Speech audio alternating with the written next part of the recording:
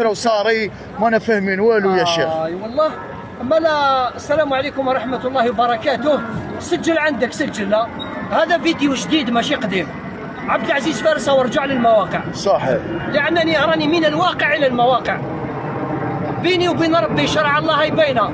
نصوم 3 ايام ولا طعمت 10 مساكين صفيتها مع ربي.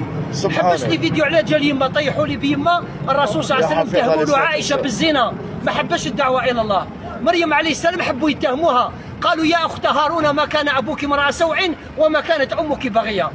وبالتحقيق والتدقيق الناس اللي طيحوا لي بيما وسبوني ربي يجازي الناس اللي جابوا لي الرسمي فينالمون ملحدين لا دين لا مله. المهم ماذا يحدث في الجزائر؟